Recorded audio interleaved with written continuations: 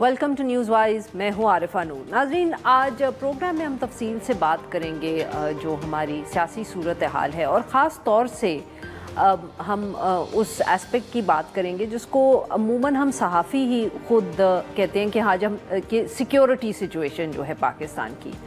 एहसास होता है कभी कभी कि शायद हम भी ये जो फ्रेज़ इस्तेमाल करते हैं ये कितना गलत है या इससे लोगों के दिमाग में कितना गलत तासुर जाता होगा, क्योंकि जब भी हम बात करते हैं अपने मुल्क के दो सूबों की तो हम कह देते हैं कि सिक्योरिटी सिचुएशन है, जैसे वहाँ जो मसला है वो मसला है ही सिर्फ लॉ एंड ऑर्डर का, सिक्योरिटी का, एडमिनिस्ट्रेशन का, जबकि हम सब जानते हैं और अपनी बहस में ये भी बात करते हैं कि मसला तो सियासी है और सियासी मसला है उसको रियासत मानती ही नहीं है कि वो सियासी मसला है। और जैसे मैंने कहा कि शायद इसमें कसूर हम सब का भी है, हम सहाफ़ियों का भी है, क्योंकि जब भी हम इस मसले पे बात करते हैं, दो सूबों का जिक्र करते हैं, तो हम सिक्योरिटी सिचुएशन कह देते हैं और फिर आगे बढ़ जाते हैं। गुफ्तगू का आगाज़ हम करेंगे बलूचिस्तान के हवाले से। 26 अगस्त को जो वाक़यात हुए बहुत अफसोसनाक सूबे में, उसके बाद जो रद्द अमल आया रियासत की तरफ से, हुकूमत की तरफ से, अब वही रद्द अमल भी वही था जिसका हम जिक्र करते हैं कि ये एक लॉ एंड ऑर्डर का मसला है, ये एक एडमिनिस्ट्रेटिव मसला है और इन्हीं चीज़ों में उसका जवाब भी है। तो पहले तो सबसे वज़ीर दाखिला मोहसिन नकवी साहब जो हैं वो बलूचिस्तान चले गए, वहाँ जाके उन्होंने हमें बताया कि ये तो एक SHO की मार है। चीफ मिनिस्टर बलूचिस्तान जो हैं सरफराज बुख्ती साहब, उन्होंने कहा कि किसी ग्रैंड ऑपरेशन की ज़रूरत नहीं। आज वज़ीर आज़म साहब भी बलूचिस्तान गए, काबीना के मेंबर्स भी उनके साथ गए, इसहाक डार साहब थे, गवर्नर साहब थे, वफाकी वज़रा एहसन इकबाल साहब, मोहसिन नकवी साहब, अता तारड़ साहब, ये सब उनके साथ गए। वहाँ वज़ीर आज़म साहब ने जो इजलास किया उसके बाद जो खिताब उनका टेलीवाइज़ हुआ तो उसमें उन्होंने हमें बताया कि अफसरान की तैनाती का मसला रहता है बलूचिस्तान में, इसलिए अब एक साल के लिए जो 48 और 49 कॉमन कोर्स के अफसरान हैं उनकी वहाँ तैनाती की जाएगी और इस तैनाती के बदले में उन्हें मरात भी दी जाएंगी। फिर उन्होंने ज़िक्र किया कि किस तरह जो पाकिस्तान को लोग मानते नहीं हैं उनके साथ मुज़ाकरात नहीं होंगे, जो मिलिटेंसी है उसको ख़त्म करना ही बहुत ज़रूरी है। दूसरी तरफ अब खैबर पख्तूनख्वा से भी इतलात आज आई हैं। गुज़िश्ता रोज़ एक वाक़या हुआ डेरा इस्माइल ख़ान में कि अपने वालिद की वफ़ात पर कुछ जो एक फ़ौजी अफसरान थे, भाई थे, वहाँ मौजूद थे, जिनमें से एक सीनियर फ़ौजी अफसर है, उनको TTP ने अगवा कर लिया है। पुलिस ने न सिर्फ इस वाक़े की जो है तस्दीक की है बल्कि वीडियोज़ भी रिलीज़ की हैं TTP ने इस हवाले से।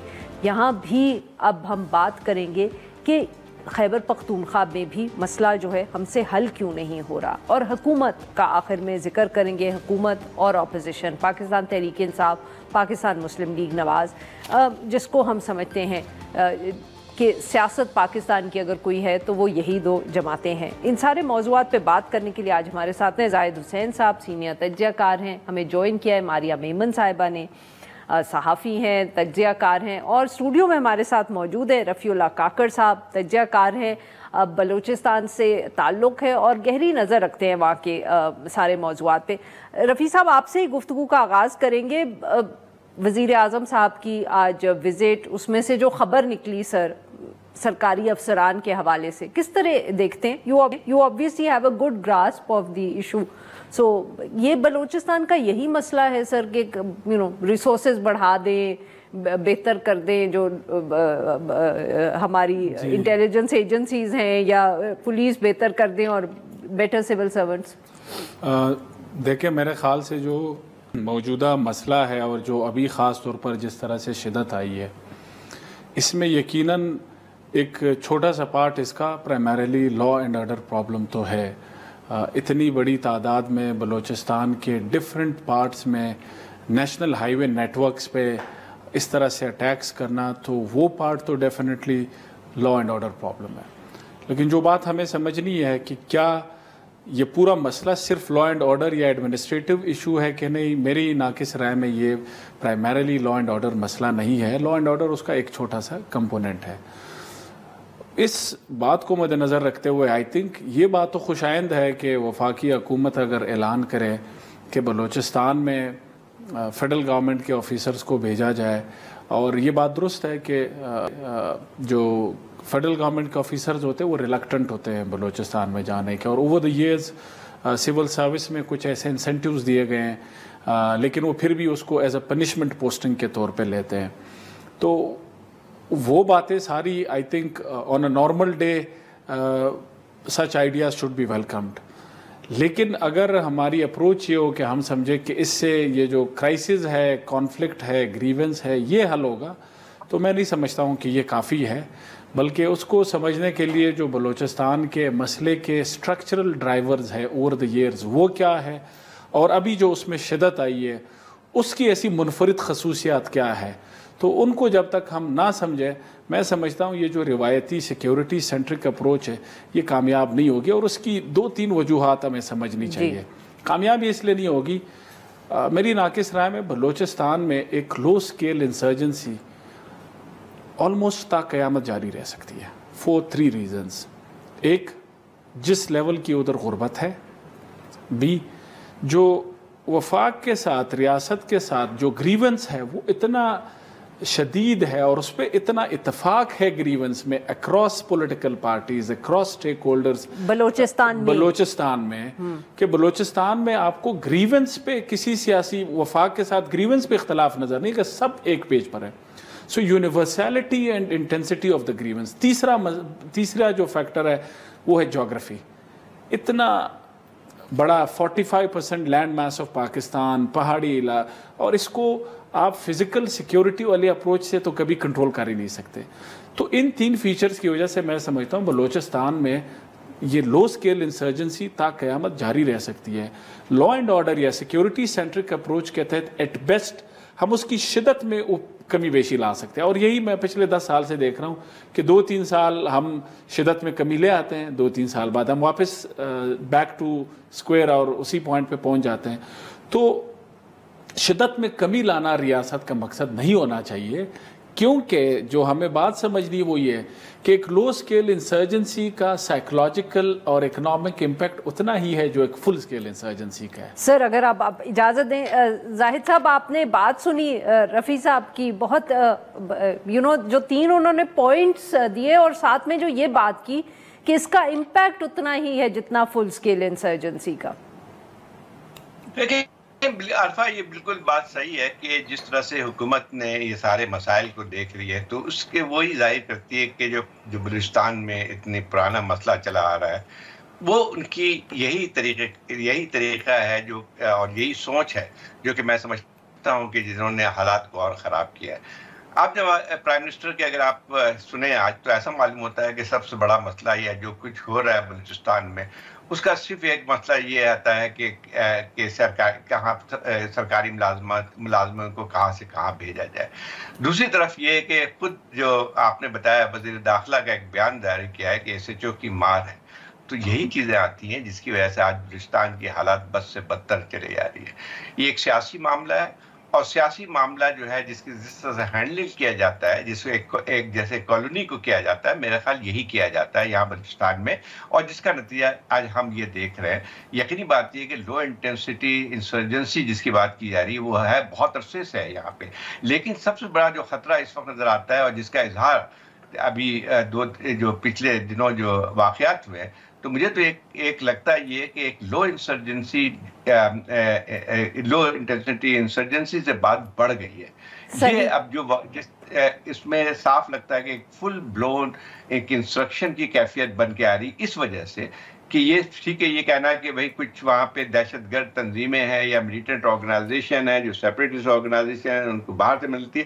لیکن ذرا آپ دیکھیں کہ ان علاقوں میں جہاں پہ یہ واقعات ہوئے ہیں جو کہ بلوچستان کا صدرن بلوچستان کے علاقے ہیں، مکران ڈویژن کی زیادہ تر اس میں حصے ہیں، اگر وہاں پہ دیکھا جائے تو دیکھیں وہاں پہ سیاسی بے چینی بڑھتی جا رہی ہے. اب کوئی بھی ملک جو ہے اگر آپ دیکھیں کہ پچھلے دنوں جس قسم کے مظاہرے ہوئے اور جس کی وجوہات مظاہرے کی بھی موجود ہیں کہ اگر ایک انفورس ڈس اپیئرنس جاری رہتی ہے اور اس کے ساتھ ساتھ جو ہے اگر آپ دیکھیں تو سیاسی منظرنامہ اگر بلوچستان کا دیکھ لیں تو میں نہیں سمجھتا ہوں کہ ان حالات میں ان صورتحال میں حالات کو قابو کیا جا سکتا ہے. صورتحال یہ ہے کہ بلوچستان میں جس قسم کی ایک مینوورنگ کی جاتی ہے سیاسی طور پہ، آپ دیکھیں کہ ایسا معلوم ہوتا ہے بالکل کلونیل پیٹرن پہ اشارہ. کلونیل پیٹرن پہ اس لیے ہے کہ یہاں پہ جو لوگ ہیں ان کو حکومت کرنے کا حق نہیں ہے. جو یہ لوگ ہمارے جو کرتا دھرتا ہیں وہ یہ تعین کریں گے کون سے لوگ بلوچستان کی حکمرانی کریں گے. اگر یہی رہتا ہے رویہ تو میں نہیں سمجھتا ہوں کہ حالات بدل سکتے ہیں. جی ماریہ صاحبہ، آپ نے دونوں کی بات سنی، اور یہی جو زاہد صاحب نے کہا کہ جو جس طرح الیکشنز بھی ہوئے، جو پولیٹیکل ریپرزنٹیشن ہمیں بلوچستان میں صرف اس الیکشن میں نہیں اس سے پہلے بھی نظر آ رہی ہے، کیا یہ بھی مسئلے is part of the problem جو کوئی سمجھنے کو تیار نہیں ہے اسلام آباد میں؟ جی بالکل، میرا خیال ہے جو پاکستان کی سیاست ہمیشہ پنجاب کے ارد گرد ہی گھومتی ہے، تو میں ذرا پنجاب کے لوگوں کے لیے اور خاص طور پہ جو اربن سٹی کے لوگ ہیں ان کے لیے تھوڑا اور سمپلیفائی کر دیتی ہوں پرابلم کیا ہے. پرابلم یہ ہے کہ ہم سب نے دیکھا کہ کوئی 500 پروگرام ہوئے ہوں گے جہاں پر سلمان اکرم راجہ صاحب ورسز اون چودھری جو کانسٹیچوئنسی ہے اس کے اندر ڈسکرپنسیز تھی، وہ سیٹ چھینی گئی. سلمان اکرم راجہ صاحب ایک لیجیٹیمیٹلی جیتا ہوا الیکشن تھا جو وہ ان کو ہروا دیا گیا، اور اون چودھری میں نے یہ اسپیسیفک کانسٹیچوئنسی اس لیے پک کی ہے کیونکہ سلمان اکرم راجہ صاحب کا پروفائل دیکھیے، اون چودھری صاحب کا پروفائل اور ان کی خدمات دیکھیے، اور اس کے نتیجے میں اون چودھری صاحب کو جتوایا گیا. اسی ٹیسٹ کیس کو اگر ہم بلو اپ کر کے بڑا کر کے پکچر کو پورے بلوچستان کے اوپر اپلائی کریں تو شاید آپ کے اربن سٹیز میں اور پاور سینٹرز کے قریب جو بیٹھے ہوئے عام لوگوں کو سمجھ میں آ جائے کہ بلوچستان کا پرابلم کیا ہے. یعنی کہ چھوٹے قد کے، چھوٹے سیاسی قد کے، چھوٹے انٹلیکچوئل لیول کے لوگوں کو ہینڈ پک کر کے وہاں کی جو انڈیجنس اصل قیادت ہے، جو کہ قابل بھی ہے، جو کہ وہاں کے مسائل سمجھتی بھی ہے، ان کے مقابلے میں زبردستی مسلط کیا جاتا ہے. میرا خیال ہے پاکستان کی میجورٹی کو اس کمپیریزن کے بعد سمجھ میں آ گیا ہوگا کہ بلوچستان کا اصل مسئلہ ہے کیا. انکمپیٹنٹ لوگوں کو جب وہاں کی آبادی کے اوپر مسلط کیا جاتا ہے، ایک بار نہیں، یہ تو ایک دفعہ آپ نے دیکھا کہ اون چودھری ورسز سلمان اکرم راجہ صاحب ہوا. بلوچستان میں ہر الیکشن میں گزشتہ 10 کے 10 یا جتنے الیکشن دیکھ لیجئے ایسا ہی کیا جاتا ہے، تو پھر وہاں کے لوگوں کی بس ہو جاتی ہے.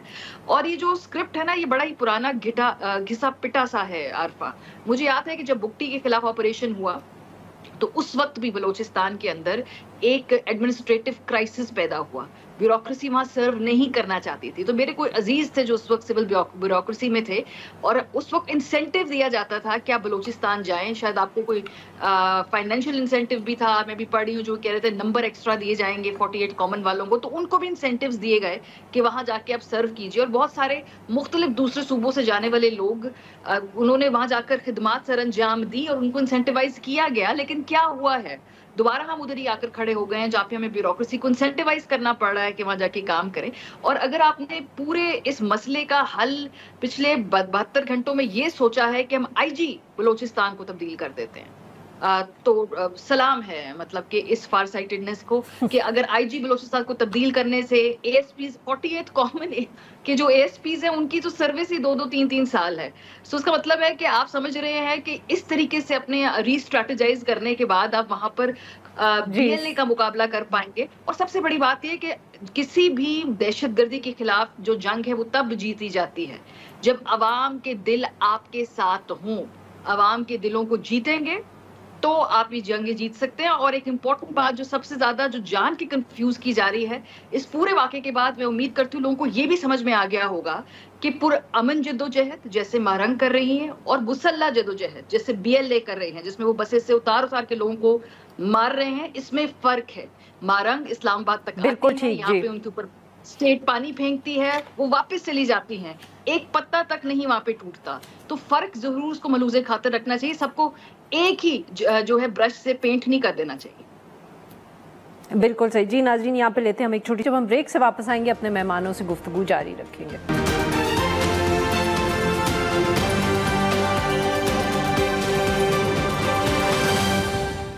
वेलकम बैक नाजरीन। हम गुफ्तगू कर रहे हैं जाहिद हुसैन साहब से, मारिया मेमन साहिबा से और रफ़ीउल्लाह काकड़ साहब से, और हम उनसे बात कर रहे हैं for the moment way focusing on Balochistan. जी रफ़ी साहब, आपने बात सुनी हमारे दो मेहमानों की।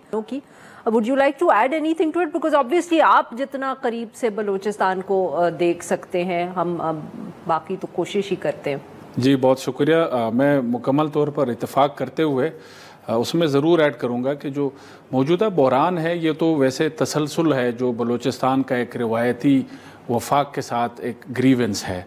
वो ग्रीवेंस क्या है? वो बुनियादी तौर पर पाकिस्तान के सियासी, इक़्तिसादी और इंतज़ामी निज़ाम में हक़ नुमाइंदगी और इख्तियार साजी का मसला है। और उसको अगर हम मज़ीद ब्रेक डाउन करें तो मैं समझता हूँ 3 हिस्टोरिकल ड्राइवर्स है बलूचिस्तान के, सारे मसले इसी तीनों में आते हैं। पहला है ताकत का इस्तेमाल या स्टेट का अथॉरिटेरियन रिस्पांस, कि जब भी वहाँ से किसी इशू पे सियासी इख्तलाफ किया जाता है, और अथॉरिटेरियन वर्ड में इसलिए कह रहा हूँ कि उसमें तशद्दुद एक एंड ऑफ द स्पेक्ट्रम, उसमें और पॉलिटिकल इंजीनियरिंग के पॉलिटिकल इंजीनियरिंग से लेके तशद्दुद, ये सारे उस अथॉरिटेरियन अप्रोच के पिलर्स हैं। तो उसने रिवायती तौर पर रियासत की लेजिटिमेसी को एक आम आदमी की नज़र में वहाँ पे कमज़ोर कर दिया। दूसरा, बलूचिस्तान के कुदरती वसाइल पे वहाँ के लोगों का हक़ मलकियत और उनका बेनिफिशरी होना उन वसाइल से। तीसरा जो मैं समझता हूँ पाकिस्तान के वफाकी निज़ाम में डिज़ाइन फ़्लॉ है। वो डिज़ाइन फ़्लॉ क्या है कि ये वफाकी निज़ाम, हर वो सियासी जमात जो वफाक में इक़्तिदार में आना चाहती है उसको ज़ीरो इंसेंटिव है कि वो बलूचिस्तान का ख्याल रखें। गुजरांवाला डिवीज़न, फैसलाबाद डिवीज़न, कराची शहर, इन सब का अकेले बलूचिस्तान से बतौर सूबा वज़न ज़्यादा है। तो इतने परवर्स इंसेंटिव स्ट्रक्चर के साथ अगर कोई वफाकी जमात इक़्तिदार में आके बलूचिस्तान का कभी ख्याल रखती है, ये वो मेहरबानी करते हैं बलूचिस्तान पे, एहसान ही होता है। ये एहसान ही है, क्योंकि सिस्टम उनको इंसेंटिव नहीं देता, और वो सिस्टम नहीं चलते जिसमें आप मार्जिनलाइज तबकों के हकूक़ ताकतवर के सवाबदीद पे छोड़ दें, उनके एहसान पे छोड़ दें, आप कॉन्स्टिट्यूशनली उनको गारंटीड नहीं करते, उसके लिए आपको स्ट्रक्चर चेंज करना होगा। तो ये तो वो रिवायती 2 बातें मैं मौजूदा बहरान में जो मैं समझता हूँ थोड़ी मुनफरद है। हाँ।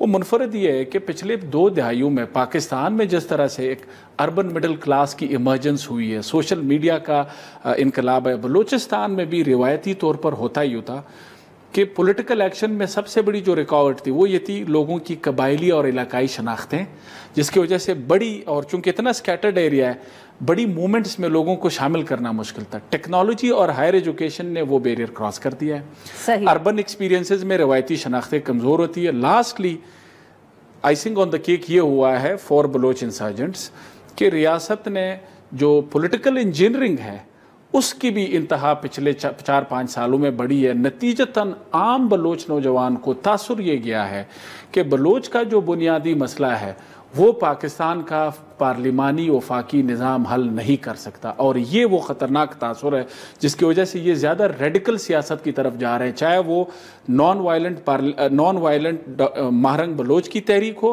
या वो बलोच मिलिटेंट्स की वायलेंट और मुसल्लह जद्दोजहद। बिल्कुल सही जाहिद साहब, बहुत अहम बात की है। ये जो पहला नुक्ता उठाया रफ़ी साहब ने कि जो हमारा स्ट्रक्चर है, जो सियासत है, उसमें कोई इंसेंटिव नहीं है कि बलूचिस्तान को अहमियत दी जाए। वो तब्दीली की बात कर रहे हैं कि आप इत्तफाक करेंगे, और कैसी तब्दीली? Would you have something in mind? देखिए, असल बुनियाद ये है कि जो भी पाकिस्तान में लूला लंगड़ा जो भी जमहूरी प्रोसेस है वो तो बलूचिस्तान में कभी वो भी नाफिज नहीं हुआ है। अगर आप देखें कि यहाँ पे जो बात आ रही है कि एक वाक़या अभी जो बताया था कि जो है वो कि लाहौर में पंजाब में जो इलेक्शन की बात की थी, ये तो यानी अगर देखा है जो बलूचिस्तान में जिस तरह से ट्रीट कर रहे हैं उसमें तो बिल्कुल ही एक, मैं लफ्ज़ बार बार जानबूझ के इस्तेमाल कर रहा हूँ कि जैसे एक कॉलोनियल पावर जो होती है वो है वहाँ पे जो है उसको उसी तरह से एक कॉलोनी के तौर पे जो है बलूचिस्तान को ट्रीट किया जाता है। और सबसे बड़ी बात यह है कि जो वहाँ पे जो कुरान है जो असल करता धरता है उनके नज़दीक जो है बलूचिस्तान का प्रॉब्लम आपको अगर बताया जाए तो आपको समझ में आती है कि वो माइंडसेट ऐसा है जिसमें वो बलूचिस्तान का मसला हल कर। मैं 2 वाक़यात बताता हूँ आपको। एक तो ये था कि जब मैंने लिखा भी उसके मुतालिक कि जो है वो एक सीनियर आर्मी ऑफिसर ने वहाँ जो बात की थी कि सबसे बड़ा मसला जो है बलूचिस्तान का वो सब नेशनलिज्म है।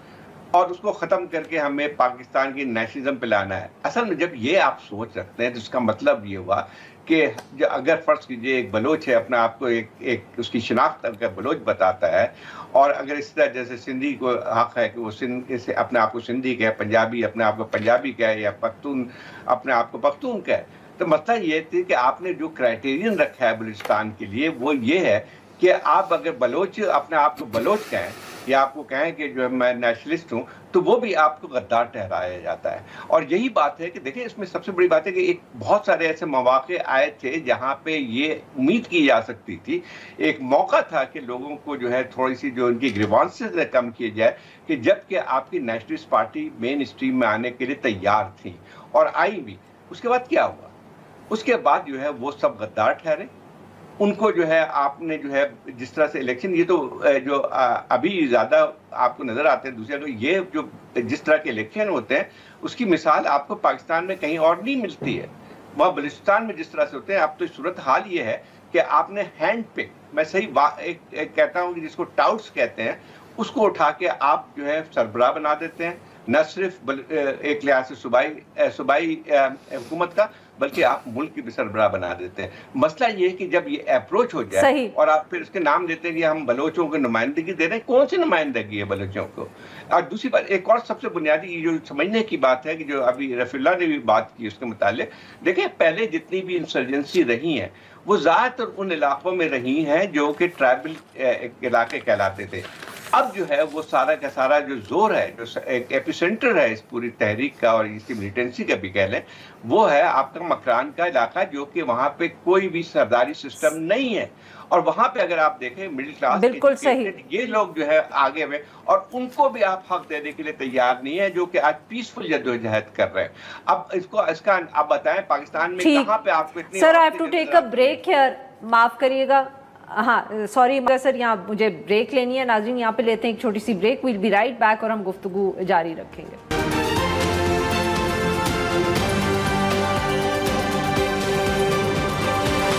ویلکم بیک ناظرین، ہم گفتگو کر رہے ہیں زاہد حسین صاحب سے، رفیع اللہ کاکڑ صاحب سے اور ماریہ میمن صاحبہ سے. ماریہ صاحبہ، آپ نے پہلے بھی ماہرنگ بلوچ کا ذکر کیا، خواتین کا بہت اہم رول ہے، یہ جو ساری ایک موومنٹ چلی ہے بلوچستان میں خاص طور پہ.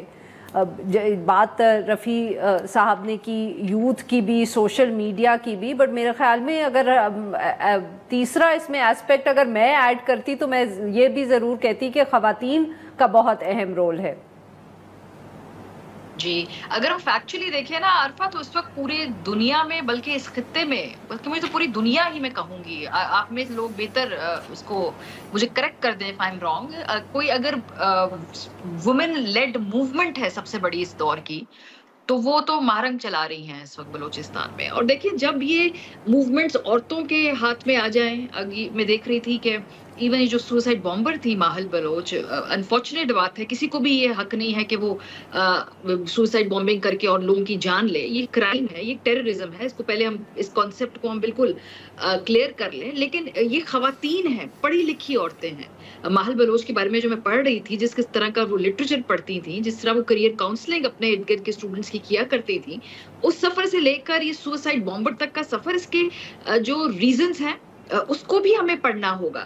آدمی سوسائڈ بامبر بنتے ہیں، لیکن خواتین جب سوسائڈ بامبر بن جائے، اس کا مطلب ہے کہ ان کو آگے ٹنل کے اس پار لائٹ نظر نہیں آ رہی. تو وہ روشنی کس نے دکھانی ہے؟ وہ روشنی ریاست نے دکھانی ہے نا. نوجوانوں کو انسینٹیوائز کس نے کرنا ہے کہ یہ نوجوان اپنی جانیں نہ لیں بلکہ ایک فعال شہری بنے؟ یہ ریاست نے کرنا ہے.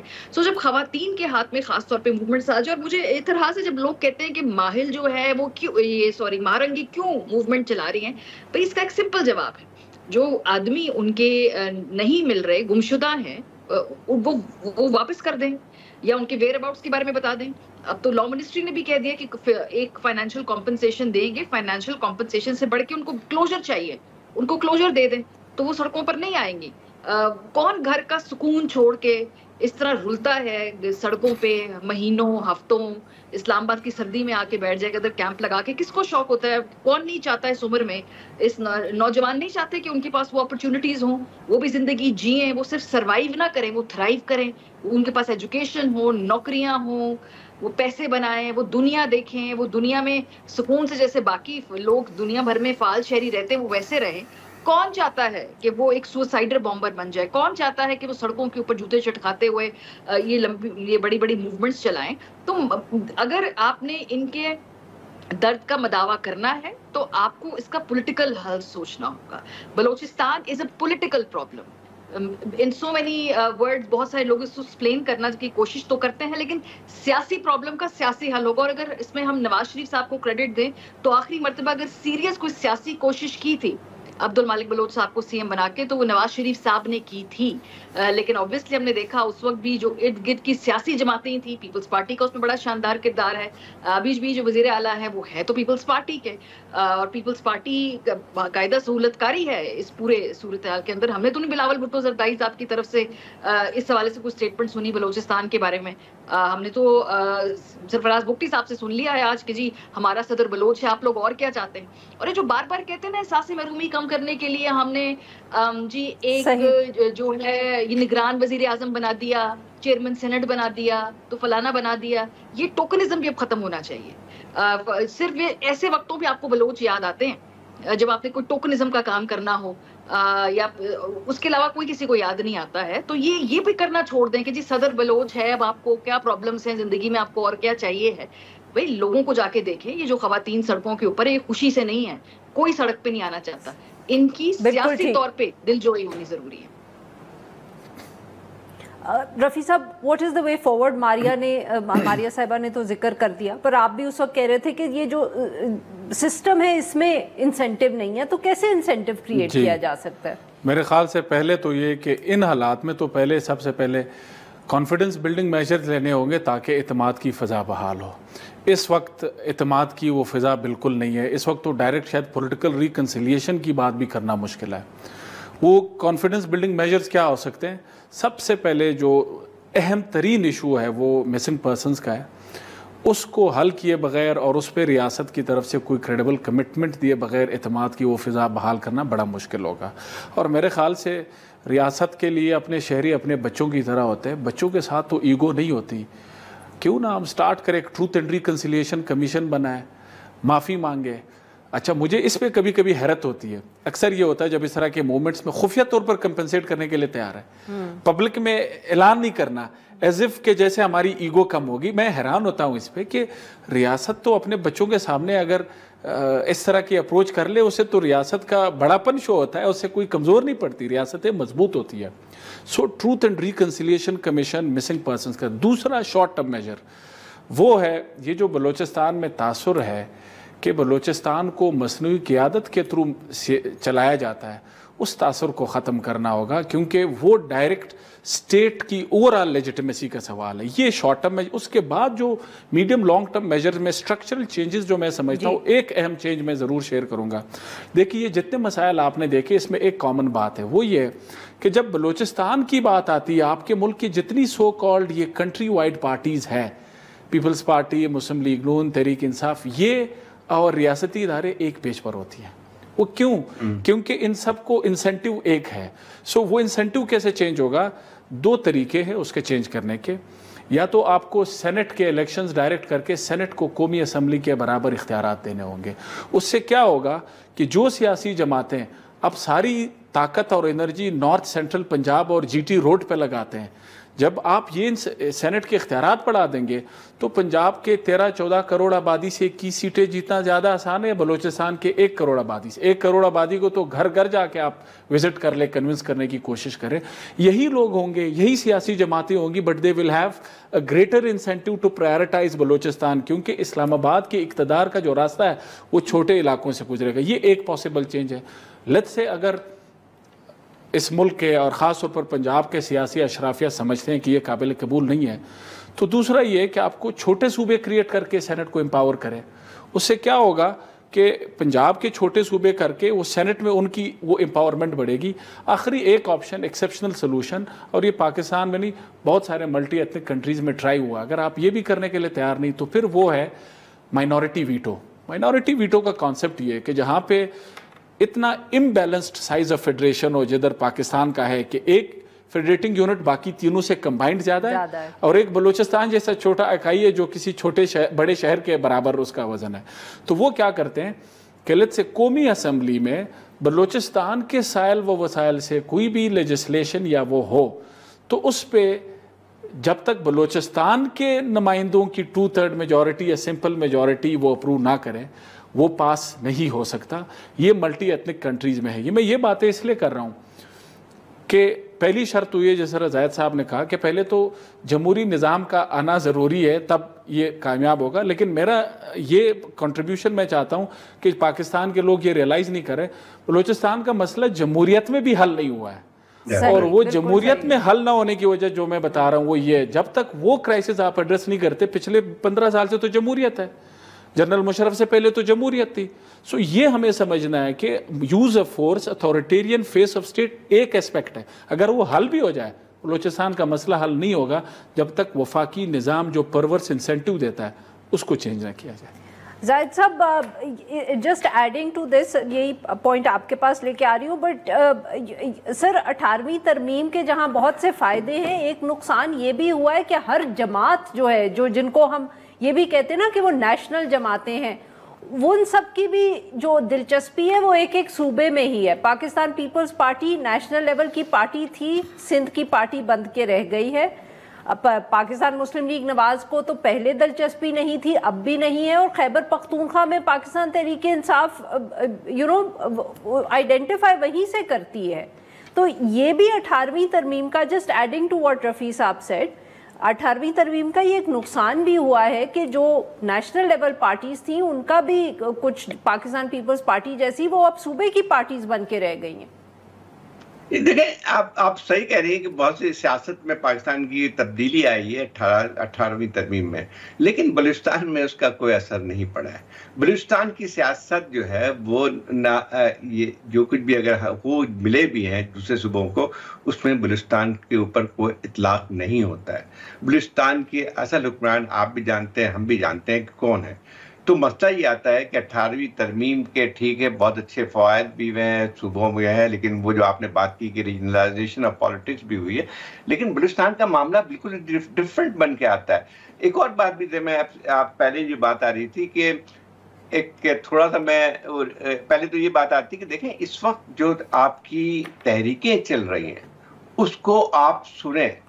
جیسے مہرنگ بلوچ کی بات آتی ہے تو میں اگر سمجھتا ہوں کہ جو یہ آخری ہوپ ہے ان چیزوں کو سمجھنے کی ہے, جو لوگ اس کو بات کرتے ہیں مہرنگ بلوچ کے خلاف, ان کو پتہ ہے کہ کیا اگر کسی کے والد کو کڈنیپ کر کے پھر اس کی لاش ملے اور وہ کھڑی ہو کے آج بھی حقوق کی بات کرتی ہے, تو میں سمجھتا ہوں کہ اس کی ایک لحاظ سے اتنی زیادہ ایک کنوکشن والی میں, اور جس کا کہہ سکتے ہیں کہ اس کو یقین ابھی بھی ہے کہ شاید وہ اپنی اس جدوجہد کے ذریعے تبدیلی لا سکتی ہے. اگر اس کو بھی آپ رد کرتے ہیں تو پھر آپ کے لیے کوئی راستہ بچتا نہیں ہے.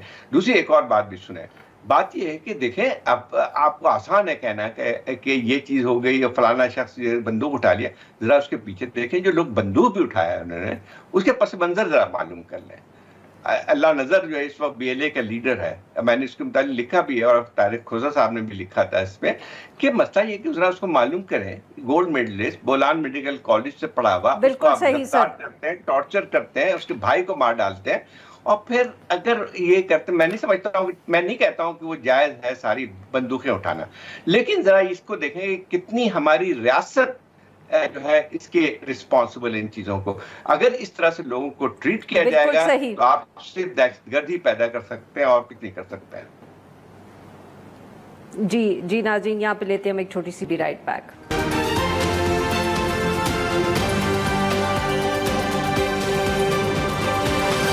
ویلکم بیک ناظرین, ہم گفتگو کر رہے ہیں زاہد حسین صاحب سے, ماریہ میمن صاحبہ سے اور رفیع اللہ کاکڑ صاحب سے.